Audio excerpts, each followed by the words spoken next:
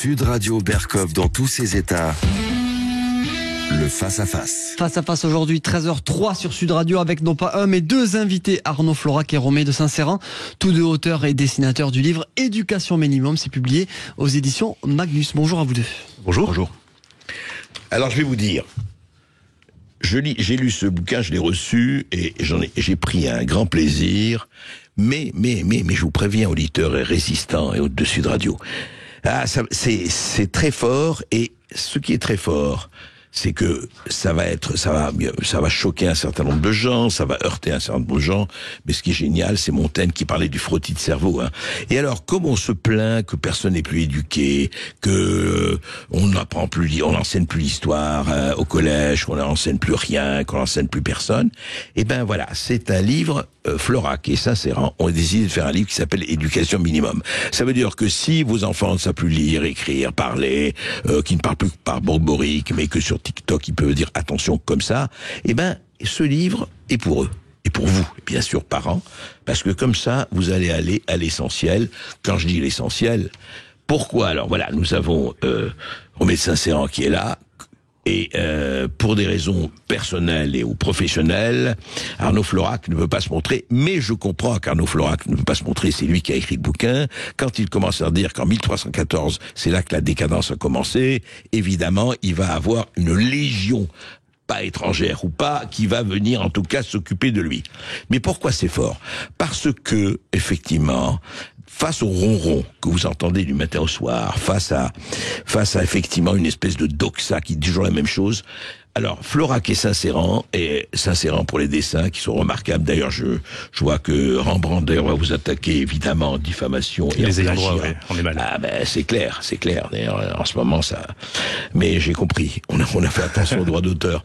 Mais écoutez, vous avez fait. Et je vais le résumer parce que c'est là ça donne le ton, et ce qui donne le ton, c'est le dernier paragraphe de la fin que vous avez écrit, Arnaud Florac. Je le lis parce que ça vaut le coup de prendre le temps. Au loin, lentement, monte le niveau de la merde. Des rats gros comme des chats sauvages dévorent des tentes quechua sous les ponts des beaux quartiers.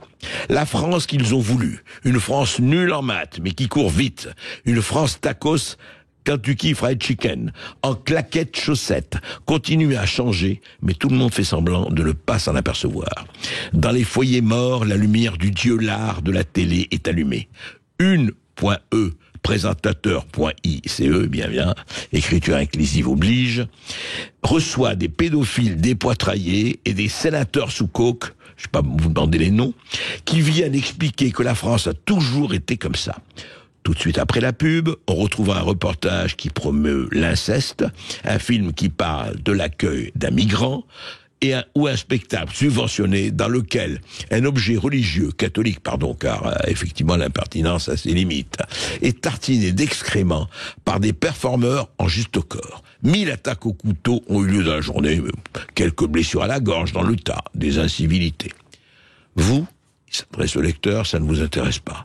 Vous avez fait sécession. Vous êtes loin, dans le temps et dans l'espace. Vous méritez mieux. Vous irez chercher mieux. La vie sera belle, dense et riche. Qu'ils crèvent s'ils veulent, ce n'est plus votre affaire. Vous avez les clés du cabriolet et vous roulez sur la corniche vers un destin que vous choisissez. Le misérabilisme, c'est pour ceux qui n'y connaissent rien. Vous avez reçu une éducation minimum. Alors c'est ça le but, Arnaud Florac ? Oui, c'est un peu le but, et volontairement, donc j'ai mis ce chapitre en dernier pour que ça se termine sur une adresse au lecteur. Le but, c'est, vous l'avez très bien dit, il y a eu un constat général de perte de sens, de perte de repères, de perte d'éducation. Je commence par préciser une chose sur le titre, hein, il n'y a aucune volonté cuistre de dire que c'est ce qu'on décrit nous qui serait une éducation minimum. Simplement un clin d'œil à un film que vous connaissez probablement qui s'appelle Dickeneck, qui est sorti en 2006 et dans lequel l'un des personnages se plaint que les gens qui mangent des chips trop forts n'ont pas reçu une éducation minimum. C'est joli, oui. Donc ça me rappelle. Voilà. Tout le monde s'en souvient. Alors, ce qui est intéressant, et vraiment, c'est que Vous parlez, je voudrais que vous me parliez à un moment donné, il y a des chapitres, alors il y a tout, ça va du savoir-vivre à la Vendée, effectivement, ce qui s'est passé en Vendée, et que le Puy du Fou raconte très bien, notamment Brigitte Bardot, Michel Audiard, Arsène Lupin, les Trois Mousquetaires, Pierre Desproges, Paul Morand, Jean Raspail, Fanny Ardant, Bernanos, bien sûr. Alors on voit là quand même que, allez, on peut le dire, je crois, sans que ça soit un scoop, vous n'êtes pas spécialement de gauche. Je crois qu'on peut le dire, sans risque de se tromper. Sans risque de se tromper. Si toutefois les catégories de gauche et droite ont encore un sens, je suis pas certain que ça soit encore le cas. Ah oui, pourquoi, à votre avis? Elles n'ont plus de sens. Parce que je crois aussi, peut-être pas pour les mêmes raisons que vous, mais dites-moi. Je pense que la gauche et la droite, telles qu'on les entend maintenant, sont des astres morts qui traînent leur propre caricature. La gauche telle qu'on l'entend est la gauche humaniste des années 80 qui a complètement délaissé le souci des pauvres, et la droite telle qu'on l'entend, c'est la droite des gens qui gagnent du fric et qui ont complètement délaissé le combat des idées. La gauche a perdu le peuple, la droite a perdu la nation. On pourrait dire ça comme ça. On peut. Et alors, c'est intéressant parce que, d'abord, je dois dire, c'est très bien écrit. Je le dis, est très bien dessiné. Je parle pour les deux personnes qui sont là avec nous. Et vos choix de chapitres, je pense aux Trois Mousquetaires, je pense effectivement, et puis il y a de très belles expressions, les mythes, hier c'était les mythes, aujourd'hui c'est les mythos. Mais je voudrais juste qu'on commence par la France centrale. C'est quoi pour vous la France centrale? Alors, la France centrale, ce que j'essaie de circonscrire, en tout cas comme espace dans le bouquin, c'est la France qui se situe à la périphérie de la France périphérique. À la périphérie des villes moyennes. À la périphérie de la France périphérique. Ouais, à la périphérie de ce que raconte Christophe Guilluy, quoi. À la périphérie des villes moyennes que raconte Christophe Guilluy, à la périphérie des centres commerciaux moches, des pavillons, des zones résidentielles, etc. La zone où les départementales se terminent et où les chemins vicinaux commencent. Donc on peut essayer de la délimiter entre le Berry, la Nièvre, la Lozère, les confins de la Vendée, de l'Anjou, etc. C'est une sorte d'hexagone dans l'hexagone, en plus petit. Il se caractérise par quoi, cette France centrale? Quelles sont ses caractéristiques aujourd'hui? Aujourd'hui, cette France centrale, c'est d'abord une France qui est délaissée. Il y a plus personne pour s'en occuper. Il y a des gens pour s'occuper de la France périphérique, il y a même des gens qui en font leur fonds de commerce, mais il n'y a pas grand monde pour s'occuper des gens qui sont à la périphérie de cette périphérie. Et c'est une France qui, en revanche, a la qualité, donc ça c'est le défaut majeur, mais la qualité majeure de cette France centrale, c'est qu'elle a gardé des paysages, elle a gardé des maisons, elle a gardé des habitudes. On peut pas dire qu'elle a gardé des traditions, il faut pas fantasmer la campagne telle qu'elle n'est plus. Mais un art de vivre quand même ou pas? Une forme d'art de vivre, oui. Oui. D'accord. C'est pour ça que, en fait, il y a quand même une très grande nostalgie un peu de tout ça, que ce soit Bardot, que ce soit Audiard, etc. Vous dites... Aujourd'hui, il y avait effectivement des dialogues. Parler d'Audiard, on sait les dialogues d'Audiard. Il y avait cette Furia Bardot, si je peux m'exprimer ainsi. Il y avait tout cela, et vous avez l'impression que tout ça a un peu disparu. Enfin, il y a quand même une grande nostalgie là-dedans. Je parlerai pas de nostalgie. Alors il y a une forme d'hommage, c'est certain, parce qu'on est nécessairement éduqué par ces lectures, par les films qu'on a vus, et il y a peut-être quand même très objectivement un pic culturel, civilisationnel au milieu des 30 Glorieuses, pour ceux qui les ont connus. Pour autant, je pense que la nostalgie, au premier degré, c'est vraiment une maladie de droite qui peut être vraiment destructrice. Cette façon de dire c'était systématiquement mieux avant, aujourd'hui on sait plus faire, etc. Et au contraire, l'idée de ce livre, c'est pour ça que ça se termine sur une adresse au lecteur, c'est de faire revivre dans l'esprit des gens les conditions qui ont permis de créer ça. Une mobilisation quelque part. Mobilisation, oui. C'est ça. On va donner la parole évidemment à Romain Saint-Séran. Ouais. Juste avant, je crois qu'il y a un petit cadeau de Noël à donner. Le cadeau de Noël qu'on prendra dans un instant après cette courte pause, et on tirera au sort le gagnant qui nous appelait, ou la gagnante de ce magnifique cadeau. À tout de suite sur Sud Radio. Sud Radio. Parlons vrai. Parlons vrai. Sud Radio. Parlons vrai. Sud Radio. Parlons vrai. Ici Sud Radio. Les Français parlent au français.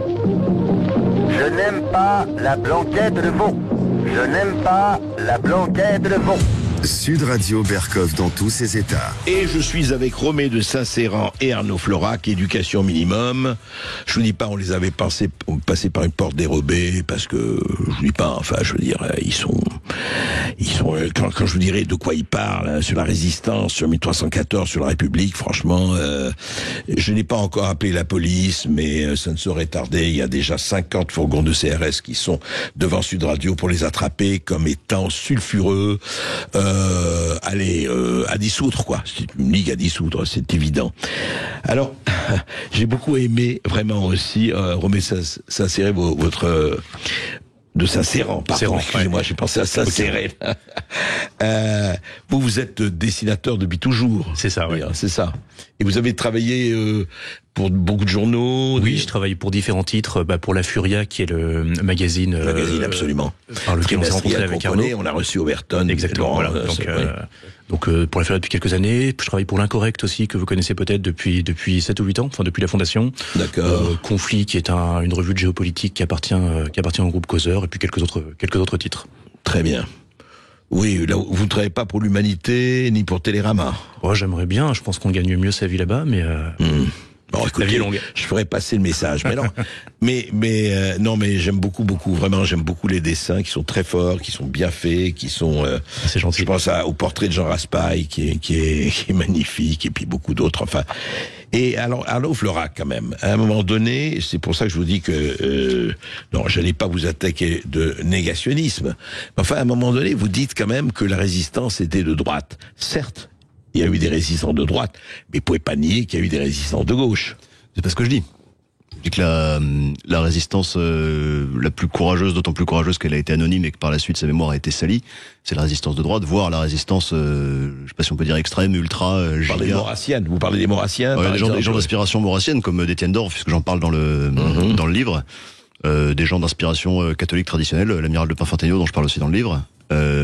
Ou encore des gens qui étaient inspirés par la révolution conservatrice, puisqu'il y a eu des résistants également en Allemagne, je parle de Stauffenberg. Donc la résistance, dire que la résistance est de droite, c'est une manière de donner envie au lecteur d'en savoir un petit peu plus. On commence à c'est une provocation. Non, parce que vous le savez très très bien qu'il y a eu, et à part, je ne parlerai pas du Parti communiste, du pacte germano-soviétique, vous savez très bien que à gauche, même des 40, il y a eu des résistants qui ne voulaient absolument pas du nazisme et et de Hitler. Bien sûr, encore une fois, dans les circonstances de crise, les catégories de gauche et droite deviennent inopérantes. Comme maintenant. Comme maintenant. Comme maintenant, c'est ça. Mais enfin, vous y allez fort. Et alors, autre chose aussi, quand même. Vous dites, la République, dans toute sa laideur.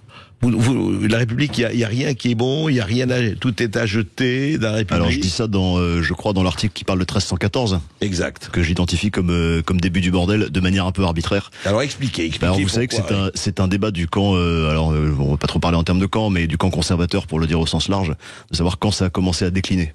Les gens disent, est-ce que c'était en 68? Est-ce que c'était en 40? Est-ce que c'était en 14-18? Est-ce que c'était encore avant? Est-ce que c'était en 1789? Et on peut remonter comme ça hyper longtemps, jusqu'au traité de Verdun en 843. Jacques Bainville dit ça dans la petite histoire de France. Retenez bien la date de ce traité, c'est la cause de tous nos malheurs, etc. Voilà. Donc en fait, on sait jamais. Et vous connaissez la préhistoire. Dans les grottes de Lascaux, tout a commencé à décliner dans les grottes de Lascaux. C'est cette époque où est-ce que c'est pas un peu, n'importe quoi, ça, franchement? Mais bien sûr que c'est n'importe quoi. Donc arbitrairement, il faut choisir une date. Vous connaissez probablement ce film Mort d'un pourri, dialogué par Audiard encore une fois, dans lequel un personnage dit à Alain Delon, tu te rends bien compte que dans ce pays, il faudra un jour que ça craque. Et Delon lui répond, si on parle du même pays, je pense que ça craque depuis les derniers Valois. Voilà. Ouais, donc, il faut choisir arbitrairement une date. 1314, c'est pas si mal, puisqu'il y a un certain nombre, il y a un faisceau d'indices qui nous permettent de voir en germe ce que la République apportera plus tard, parce qu'il y a d'autres articles qui parlent des beautés de la République. Parce qu'évidemment, il faut argumenter. Donc oui, la République dans toute sa laideur. Ouais, non, mais parce que, si vous voulez, c'est ça, il y a pas une contradiction, mais quand même, vous savez très bien, ça, dans tous les pays du monde, ça a craqué, ça, là, on pourrait jouer à ce petit jeu, tout a craqué depuis 3000 ans, enfin, les Roms, il vous dira quand est-ce que l'Empire romain a commencé etc. Mais c'est intéressant parce que il y a, chez vous, cette double tentation, cette double réalisation, vous dites, oui, c'est vrai, il y a des tas de choses qui marchent pas, mais ce que j'ai lu à la fin, l'adresse au lecteur, vous dites, bon, il faut que ça aille, donc, bien sûr. Donc, est-ce que ce n'est pas, est-ce que c'est vraiment utile parce que vous rappelez cela. Est-ce que ce ne sont pas des polémiques qui doivent cesser d'être et d'exister?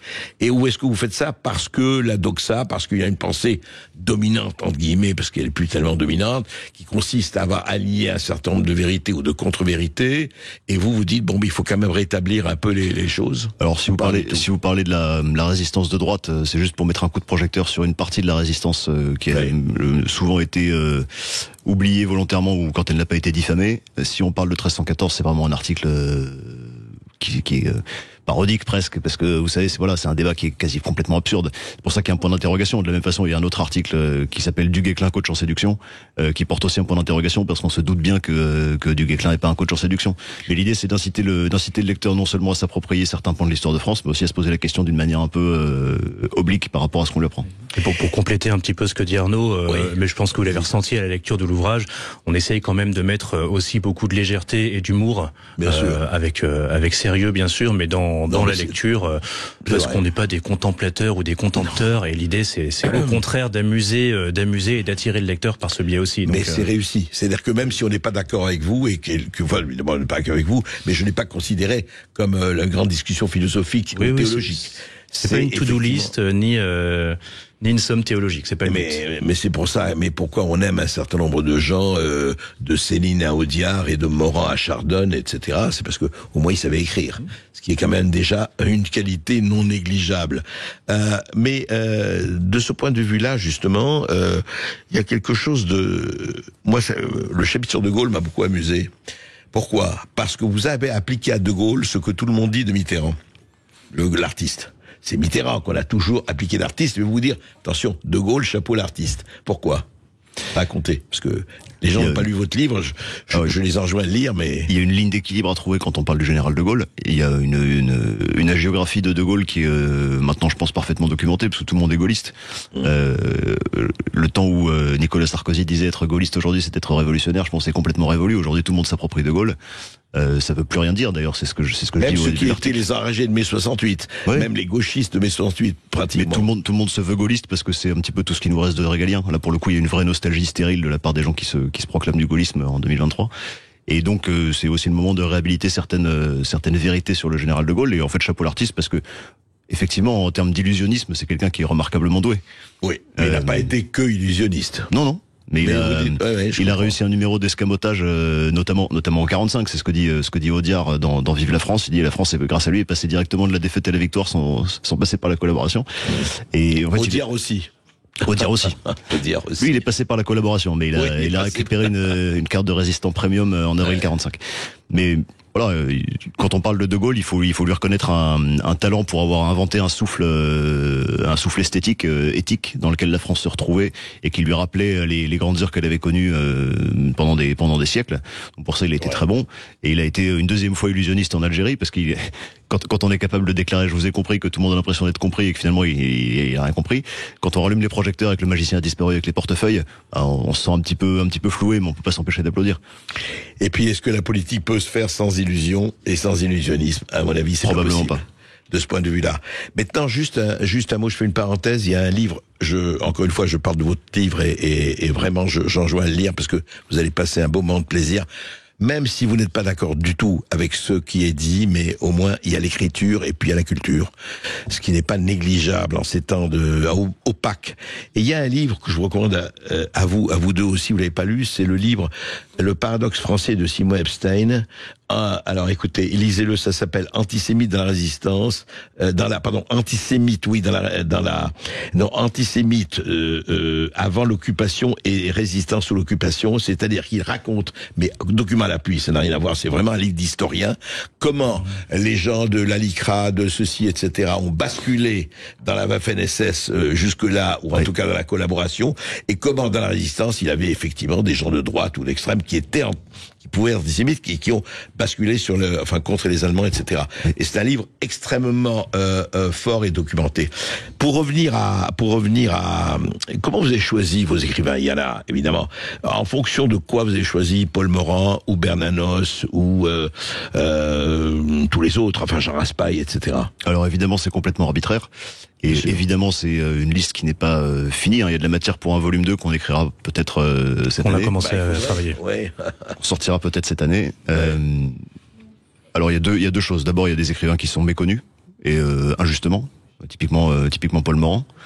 Il n'est pas méconnu, Paul Morand. Je suis pas sûr que dans la génération contemporaine, je suis pas sûr que Morand soit hyper connu. Il y a des gens qui sont connus pour de mauvaises raisons, comme Céline. Il y a des gens qui sont un petit peu connus, mais qui ont quelque chose encore à apporter à notre monde et qu'on est en train de se réapproprier. Je pense à Bernanos. Aujourd'hui, tout le monde prétend avoir lu La France contre les robots parce que ça s'applique à notre monde, etc. Donc les gens sont en train de redécouvrir Bernanos. On découvre qu'il y avait des millions de lecteurs de Bernanos qui connaissaient très bien son œuvre et qu'on l'avait jamais soupçonné. C'est quelqu'un qui est en train de revenir à la mode. Et en fait, il faut se réapproprier complètement son discours, voir tout ce qu'il a dit. Ouais. En tout cas, Bernanos est un des auteurs qui fait vraiment qu'il est bon revisité. Il a beaucoup appris.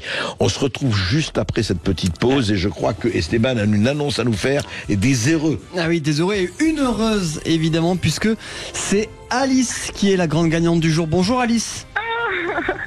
Bonjour. Vous nous appelez depuis Talence Alice. On est ravis de vous faire gagner aujourd'hui Alice. Et vous allez voir Alice, vous allez être ravis. Vous gagnez Alice un week-end pour 2 personnes dans des lieux d'exception en France avec notre partenaire Vacances Bleues. Alors il y a des adresses mythiques ou des destinations que vous connaissez. Alors il y a 24 destinations en France. Puis il y a aussi en Europe, il y a Biarritz, il y a Megève, il y a Saint-Jean-Cap-Ferrat, il y a Paris, Saint-Raphaël. Des lieux exceptionnels pour des souvenirs exceptionnels dans un château médiéval, une résidence art déco ou un ancien palace Belle Époque en hôtel club ou en résidence. Félicitations Alice. Alice. Ah mais c'est merveilleux, merci beaucoup. Alice, je peux venir avec vous ? Vous avez déjà quelqu'un, oui, j'ai compris.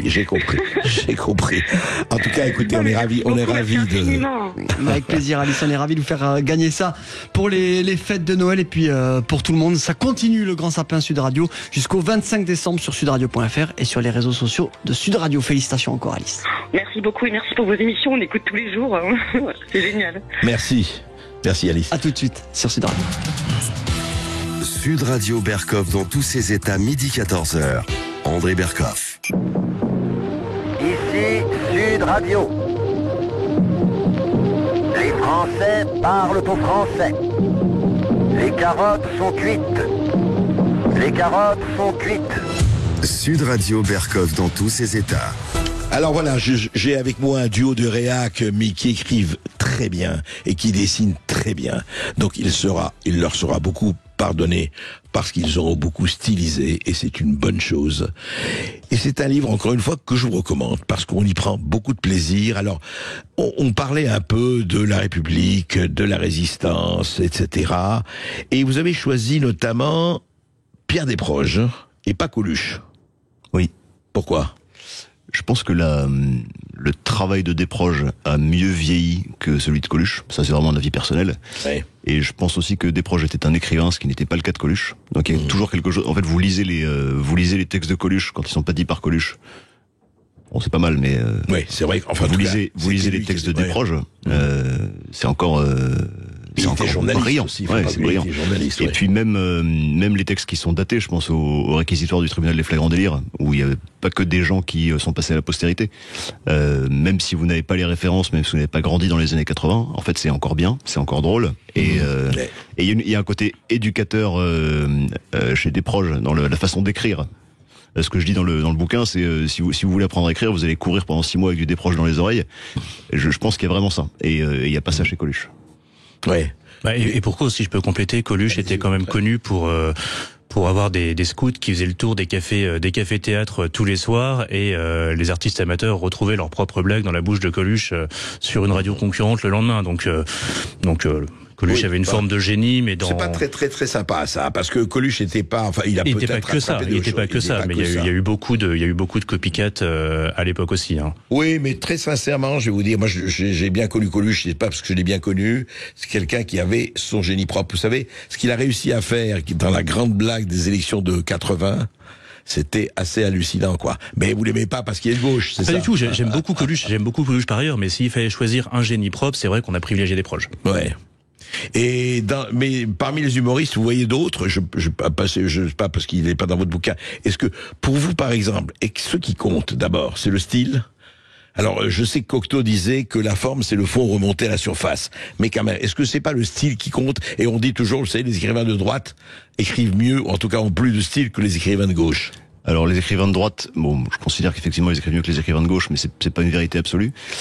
Si tendanciellement ils écrivent mieux dans les gros volumes que les écrivains de gauche, et si les gens sont plus drôles à droite qu'à gauche, pour autant encore une fois que ces catégories existent encore, c'est peut-être parce que les gens de droite n'ont pas d'abord quelque chose de miraculeux à délivrer, ne considèrent pas qu'ils aient un message extraordinaire. Que la vie est plus légère et que...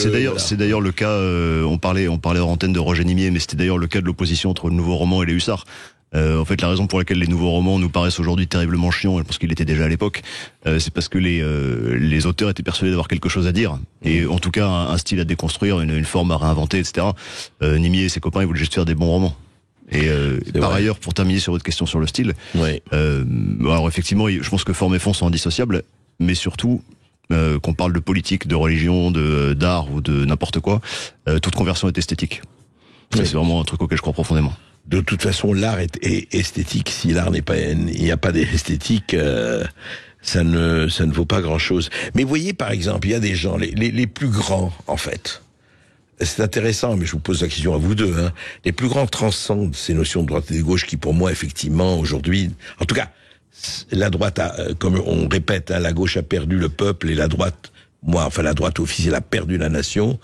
Qu'est-ce qui fait que à Samuel Beckett, qui a écrit en français, hein, il n'était pas seulement irlandais, personne ne peut la qualifier de droite ou gauche, c'est-à-dire on s'en fout complètement. Est-ce que les très grands écrivains ou artistes ou peintres ou interprètes, et c'est ça le vrai, est-ce qu'ils ne transcendent pas ces notions de droite ou gauche? On s'en fout complètement parce qu'ils sont tellement bons dans ce qu'ils font.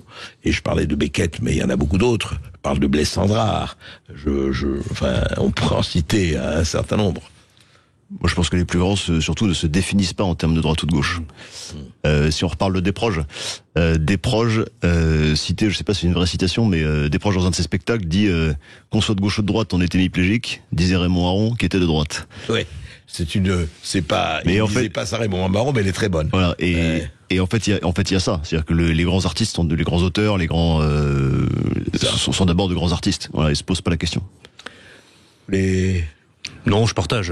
Après, la gauche telle qu'on l'a définie aujourd'hui, c'est la notion de progrès, donc de progrès permanent. Donc à partir du moment où quelqu'un ne donne pas des gages de progrès en permanence, il devient de facto de droite dans la lecture qu'on a aujourd'hui. Donc mais alors, en fait, à quoi vous attribuez justement? Parce que quand je lis ce bouquin, je me dis bon. Le problème, on sait qu'on n'est pas dans des périodes, je veux dire, on dit, ah là là, la période n'est plus possible, c'est pas possible, le drame, les trucs. Enfin, 40-44, c'était pas mal, et puis même si on remontait à 1314, il y a eu quand même des périodes de l'histoire de France qui étaient plus sanglantes, dramatiques et nettement que ça.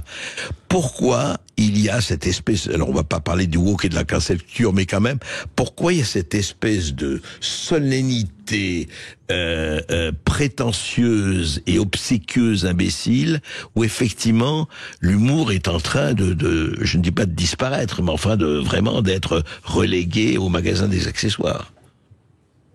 Tu vois, même le dessin, je veux dire, moi quand je pense encore une fois à Harakiri ou Charlie, je parle du Charlie de ces années-là, et puis beaucoup d'autres. Je vais pas remonter à l'assiette au beurre, je vais pas remonter à tout ça. Et quand je relis, parce que moi j'adore les pamphlétaires, les polémistes, vous lisez l'anthologie des pamphlétaires qu'a écrit mon ami Cosculuela, vous lisez Zodaxa, vous lisez Laurent Taillade, vous lisez tous ces gens-là. Ils avaient un talent de folie. Et je me dis, c'est quoi? C'est parce que on est au temps de la télévision, d'Internet, etc. Je voudrais avoir votre sentiment là-dessus. Je pense que la dérision est devenue une norme. C'est beaucoup plus facile d'être subversif quand il y a une solennité dans les structures. Si tout est dérisoire, ce qui est un petit peu le cas aujourd'hui, si tout peut être tourné en dérision, si aucune valeur n'est digne de sacrifice, s'il n'y a plus rien de sacré. Il y a un bon bouquin de Sonia Mabrouk sur le sens du sacré qui est sorti il y a pas très longtemps, c'est exactement ce qu'elle dit en fait. Ce qui est sacré, c'est ce qui est digne de sacrifice. Et si plus rien n'est digne de sacrifice et si tout est dérisoire, en fait, c'est très difficile d'être drôle puisqu'on n'a rien à quoi s'opposer. On n'a aucun pilier sur lesquels on peut dire non mais ça c'est un petit peu ridicule. C'est beaucoup plus facile de tourner en dérision la solennité du pouvoir quand on est sous De Gaulle, on en parlait tout à l'heure, quand on est sous Macron. Ouais.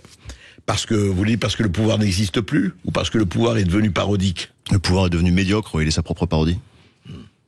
Et c'est pour ça que c'est un peu compliqué. Et pour le dessin, c'est vrai. Moi, je veux dire, je remarque que le dessin d'humour, très sincèrement, le dessin, je dis pas qu'il a disparu, heureusement. Vous êtes un certain nombre à le défendre, là, et à le pratiquer. Mais il y en a beaucoup moins qu'avant.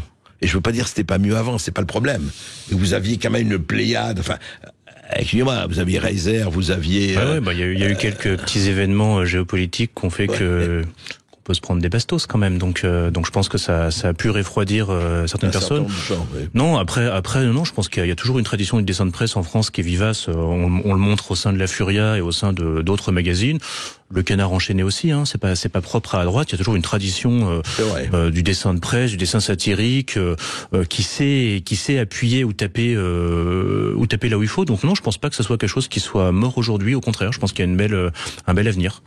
Mais que vous inspire effectivement parce que vous dites c'est pas sacré, mais est-ce que le woke a remplacé le sacré?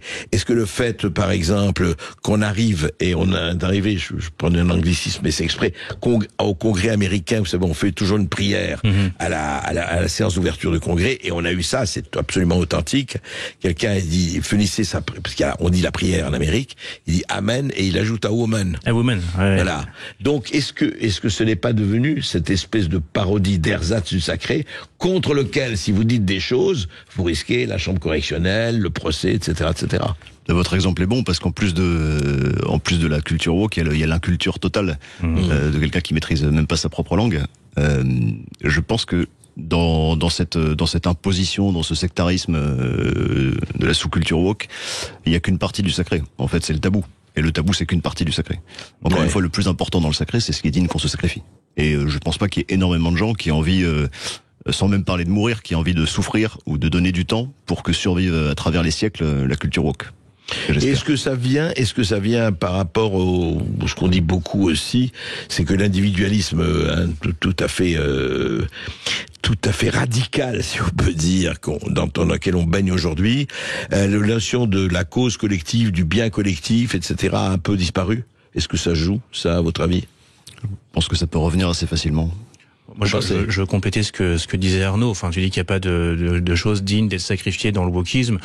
Petit point d'attention, c'est qu'il y a quand même des gens qui sacrifient leur partie génitale, qui sacrifient leur poitrine, non, mais c'est un vrai point. Ouais, c'est vrai. Voire parfois leur vie, malheureusement, du fait de cette idéologie. Donc on peut jouer à la ridiculiser, même s'ils y arrivent très bien tout seuls. Ils n'ont pas besoin de nous, mais il faut quand même tenir compte, des vies qui sont durablement, voire définitivement impactées par cette idéologie. Donc, il y a malheureusement des choses qui sont sacrifiables dans cette tendance. Donc, on doit aussi en tenir compte. Absolument. En tenir compte, c'est vrai.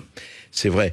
Et je voudrais revenir au livre, etc. Mais encore une fois, vraiment, il faut prendre le temps et le plaisir de le lire. Alors, Les Trois Mousquetaires. Pourquoi Les Trois Mousquetaires? Les Trois Mousquetaires, c'est pour moi un incontournable de la culture française. Il y a un tour de force quand même absolument génial de la part de Dumas de réussir à retranscrire aussi brillamment l'idée qu'on se fait de ce siècle-là. Et puis il y a un certain nombre. Enfin, Baudelaire disait que le génie c'était d'inventer le cliché. Dumas a inventé quand même pas mal de clichés dans ce livre. Il a inventé la bande de copains qui se reforment en souvenir du bon vieux temps. Il a inventé pour tous pour un, ces caractères qui sont complémentaires et qui mis ensemble sont vraiment à mon avis le meilleur de l'esprit français. Les Trois Mousquetaires, c'est Tillinac qui disait qu'être élevé par les Trois Mousquetaires, c'était un élément essentiel de la colonne vertébrale. Je crois qu'il disait de droite, mais on a déjà parlé de ça. Il y a les gens qui ont été élevés par les Trois Mousquetaires, et puis il y a les gens qui ont été élevés par autre chose. C'est vraiment un livre fondateur, je pense, qui mérite une relecture chaque année. Peut-être on passe à une petite pause. On marque cette dernière pause dans Berkov dans tous ses états, puis après on prendra vos appels au standard au 0826 300 300 et vos questions sur le Facebook de Sud Radio. À tout de suite. Sud Radio Berkov dans tous ses états. Appelez maintenant pour réagir 0826 300 300. Joyeux Noël. Ici Sud Radio. Les Français parlent au français. Je n'aime pas la blanquette de veau. Je n'aime pas la blanquette de veau. Sud Radio Berkov dans tous ses états. Bourvil, la tendresse. Alors vous avez écrit sur la tendresse, hein? Et pourquoi? C'est un thème qui est central et qui est probablement un petit peu négligé, je pense, dans une éducation contemporaine, fût-elle minimum. Il y a quelque chose de très important dans la tendresse parce qu'on la confond aujourd'hui dans notre société où il faut être soit une victime intégrale, soit quelqu'un d'inaccessible à la pitié. On la confond avec beaucoup trop de choses et il y a un travail à faire sur soi, un travail intérieur pour redécouvrir la tendresse qui est, je pense que c'est ce qu'on a de meilleur au fond du cœur. Ouais. Et vous trouvez que elle n'est pas, on la sent pas beaucoup aujourd'hui. Enfin, il n'y a pas beaucoup de manifestations de tendresse, quoi. Ce que je dis dans l'article, c'est qu'on a déplacé le centre de gravité affectif collectif de la société vers la bienveillance, un mot creux et nul qui correspond très bien au régime sous lequel on vit. On s'extasie sur les petits chats et on écrase les enfants. On trouve ça génial d'accueillir des centaines de millions de gens en Zodiac, mais on laisse crever les petits vieux dans des EHPAD. On s'est trompé de combat, on est devenu bienveillant et on a cessé d'être tendre. Et en fait, on a perdu, je pense, une partie de notre humanité, mais une partie de notre capacité d'émerveillement, parce qu'il y a une notion d'émerveillement dans la tendresse. Romain ? Moi, je complète. Et puis la tendresse, c'est le corollaire de la force. C'est-à-dire que c'est la force donc la force, en l'occurrence du père de famille, de l'homme qui décide parce qu'il sait que c'est bon, d'accorder de la tendresse. C'est pas quelque chose qui est subi, la tendresse. C'est quelque chose qu'on décide et qu'on donne, et c'est quelque chose qui est important. Et la femme n'a pas la tendresse. Vous parlez évidemment, du père de famille et la mère de famille. On ne parle que de notre point de vue. On ne parle que de notre point de vue, évidemment. Encore des machos. Bien sûr. Pas de plus de 50 ans, je pense pas. Vous n'êtes pas loin. Macho blanc hétérosexuel. C'est terrifiant. On salue nos épouses. Non, je pense que c'est plus naturel pour nos épouses, enfin pour une femme en général, de faire preuve de tendresse, parce qu'il y a un lien qui la rattache à la vie quand elle accepte de la donner. Voilà.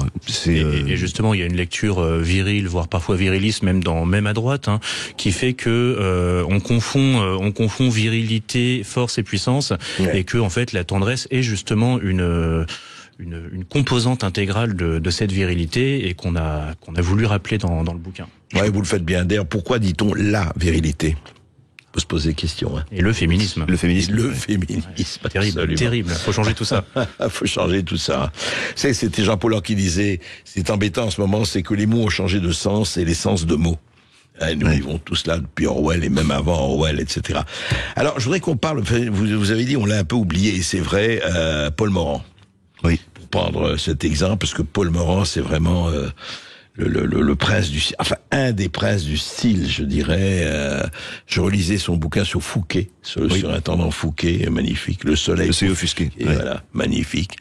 Et au fond, je crois que ce qui est intéressant dans ce que vous racontez, c'est quand même, vous dites, je suis pas la nostalgie, il y a la nostalgie quand même d'un art de vivre à la française. Je veux dire, que ce soit l'aimer, le vin, l'amour courtois, remplacé par un certain, même pas remplacé, d'ailleurs remplacé par rien. Mais il y avait, moi ça m'a frappé quand effectivement Emmanuel Macron a dit il n'y a pas de culture française. C'est intéressant parce qu'au-delà de dire qu'est-ce que c'est que ça dire, mais qu'est-ce que ça veut dire? Comment on peut dire aujourd'hui ou hier ou avant-hier, qu'il n'y a pas de culture française? C'est étonnant. Comment vous dites, encore une fois, ne l'accablons pas, mais comment on peut dire ça? Je suis même étonné, quelles que soient les tendances et où on se situe. Bon, déjà, c'est pas la peine de l'accabler. Il le fait très bien tout seul. Et ensuite, je crois qu'il a précisé sa pensée en disant que s'il y avait une culture française, il ne savait pas ce que c'était. Je pense que c'est beaucoup plus vrai de dire ça. C'est pour ça qu'il faut une éducation, en fait. Ouais, même minimum. Même minimum. Et qui est jamais fini, puisqu'on peut faire 10 bouquins encore. C'est vrai. Mais j'espère que vous les ferez, parce que très sincèrement, moi, je crois que toute pédagogie aujourd'hui est à prendre. Après, on peut être pour, on peut être contre. D'ailleurs, dans tous les domaines, et j'espère que, par exemple, les Républicains ou à gauche, il y a des gens formidables qui ont écrit magnifiquement et qu'ils le fassent aussi. Enfin, ça existe. Mais je crois que, vous savez, moi, au fond, quand j'ai lu ce livre, et encore une fois, je l'ai lu avec beaucoup de plaisir, je me dis, mais là-dessus, est-ce qu'on ne peut pas se retrouver sur des dénominateurs communs? Je veux dire que ce soit la qualité, le style, l'intelligence, et de pas être enfermé dans une espèce de carcan et d'œillère, quoi. Je pense que c'est en train de tomber ce carcan idéologique. Et encore une fois, toute conversion est esthétique. Moi, c'est vraiment quelque chose que je crois profondément. Et si les gens se rejoignent sur ce qu'on pourrait appeler un programme commun dans ce livre, on sait très bien. Ouais, et d'ailleurs, vous verrez qu'on n'a pas, les lecteurs verront dans le bouquin qu'il n'y a pas une dimension métapolitique évidemment, mais il n'y a pas de dimension politique. On va pas donner des grandes idées, parler de faits d'actualité, prendre position. On parle de gens, on parle d'événements, on parle de bouquins, etc. Et les gens s'y retrouveront plus ou moins, adhéreront plus ou moins, accrocheront. Mais l'idée, c'est de mettre les gens en branle, en fait. C'est de les mettre en marche. Alors, il y a 2 actrices dans ce livre. Je voudrais dire là-dessus. Il y a Fanny Ardant et Brigitte Bardot. Oui. Alors ça, c'est un choix extrêmement subjectif, bien sûr, parce qu'il y a beaucoup d'autres actrices qui pourraient l'avoir. Mais pourquoi Fanny Ardant et pourquoi Brigitte Bardot? Alors d'abord, pourquoi seulement 2 actrices? Parce qu'il fallait laisser la place pour d'autres figures de femmes qui sont peut-être moins connues parce que moins passées à la télévision. Et donc en limitant ça à 2 actrices, on est obligé de prendre des icônes et on est obligé de faire le tri. Alors Brigitte Bardot, évidemment, parce que Brigitte Bardot, c'est un tournant dans le cinéma français. C'est qu'on peut peut-être dater à Et Dieu créa la femme. Il y a un avant et un après Brigitte Bardot dans plein de choses, y compris dans la discographie de Serge Gainsbourg d'ailleurs. Et Fanny Ardant parce que alors, encore une fois vous parliez d'art de vivre et vous parliez de se mettre d'accord sur le style, etc. Je pense qu'on peut se mettre d'accord sur le fait qu'il n'y a pas beaucoup plus français que la voix de Fanny Ardant. Et ce qu'on dit dans le livre, mais elle pourrait faire une pub pour des aspirateurs, on aurait l'impression qu'elle lise Veig. C'est quand même quelqu'un d'incroyable, ne serait-ce que pour ça. Et puis en dehors de sa voix, c'est une icône. Elle véhicule un style au point qu'elle a été reprise dans La Grande et Bellezza de Sorrentino. Oui, vous en parlez. Il y a une scène coupée où elle croise. La scène est beaucoup plus longue dans la version originale, où elle croise Jeff Gambardella. Ils échangent quelques mots et en fait, il n'y a pas plus français qu'elle. Ils échangent quelques mots en français. Voilà. Oui, c'est vrai, mais ça en tout cas. Et Bardot, pour vous, c'est la quintessence de l'esprit français. C'est une partie de la quintessence de l'esprit français. Il y a quelque chose et quelque chose qui traverse les siècles quand même dans ce genre de figure de femme très libre, très libérée, sensuelle, érotique, mais sans obscénité. Ce qu'on a également un peu perdu, ce sens de l'équilibre entre la grâce, la séduction et au tome 2, il faudra mettre une forme d'élégance. Il y aura probablement Arletty dans le tome 2. Vous n'êtes pas le premier à me le dire. Oui. Brigitte Bardot, on peut presque dire que Brigitte Bardot, c'est Madame du Barry avec une jupe Vichy et des ballerines. Il y a quelque chose de très traversant les siècles dans la personnalité de Brigitte Bardot. Et c'est très bien d'arriver à Hannah Arendt, candidat libre. J'ai vraiment beaucoup aimé ce passage parce que femme libre au sens le plus littéral du terme. Et en fait, ce qu'on retire, alors pour vous, d'abord, l'intention quand vous avez commencé cela, c'était quoi? C'est de dire, attendez, il y a un certain nombre de repères, peut-être que ce serait bon de rappeler un certain nombre de repères dans cette éducation, vous dites, vous savez, c'est l'éducation sentimentale de Flaubert, et puis il y a Blondin qui a écrit aussi sur l'éducation européenne. En rencontrant un certain nombre de lecteurs, notamment de la Furia, on s'est aperçu qu'ils avaient tous en commun 2 choses. D'abord un amour très profond de notre pays, de ce qu'il était, et ensuite une idée, en tout cas pour les plus jeunes, de pas nécessairement savoir par où commencer. Ils savent très bien pourquoi ils croient ce qu'ils croient. Ils sont très solides, probablement beaucoup plus militants et beaucoup plus engagés que notre génération de l'était, parce qu'ils voient que les choses peuvent très bien s'effondrer. Nous, on prenait ça on se disait bon voilà, on restera aux marges, et puis de temps en temps on fera un coup d'éclat, voilà. Et ça sera toujours comme ça, et c'est très bien. Et eux ont une conscience aiguë de ce qu'ils risquent de perdre. En revanche, et encore une fois, c'est pas de la faute de cette génération-là, c'est de la faute des parents, c'est de la faute des profs, c'est de la faute de la télé, c'est de la faute de ce que vous voulez, mais c'est pas de leur faute à eux. Ils ont pas lu ça, ils ont pas lu Morand, ils connaissent pas Hannah Arendt, voilà, ils connaissent pas Fanny Ardant. Il serait temps que les professeurs se remettent à l'ouvrage, et nous aussi. Merci. Merci à vous. Éducation minimum aux éditions Magnus, Arnaud Florac, Romée de Saint-Céran. C'est disponible si vous voulez faire un petit cadeau de dernière minute à Noël. C'est encore disponible aux éditions Magnus. Merci beaucoup d'avoir été avec nous. André Berkoff, c'était la dernière de Berkoff dans tous ses états pour l'année 2023. 2023, évidemment. Et vous revenez demain pour la culture avec Céline Alonso. Vous recevrez Daniel Auteuil, qui a fait un superbe album de chansons. Ouais, c'est pas le Daniel Auteuil acteur, enfin. Ça aussi. Daniel Auteuil, compositeur et chanteur. Magnifique, c'est la première fois qu'il vient et vraiment, c'est très très très beau ce qu'il a fait. Et puis nous, d'abord, je voulais remercier. Vraiment, je voudrais remercier les auditeurs de Sud Radio qui sont aujourd'hui, faut dire, on voit sur YouTube, il y a des millions qui nous suivent et qui nous écoutent et vous nous encouragez beaucoup. Vous savez, les radios libres, en tout cas la liberté, ça ne se divise pas, ça ne se dissocie pas, et c'est très important pour nous que vous ayez, et on n'aura jamais nous réponse à tout, et vous le savez, je le redis, nous avons question à tout. Et nous continuerons de voir. Alors, très bonne année, très bonne fête, très bon Noël, amusez-vous, et dites-vous que n'oubliez jamais que la vie est une maladie mortelle sexuellement transmissible. Alors, soyez dans l'intensité, l'amour, le bonheur, la tendresse, évidemment. Et puis, on se retrouve début janvier. Encore plus fort. Et demain, c'est Alexis Poulain qui prendra les rênes de midi à 13h. Tout de suite, c'est Brigitte Lay sur Sud Radio. Sud Radio. Sud Radio. Parlons vrai. Parlons vrai. Sud Radio. Parlons vrai.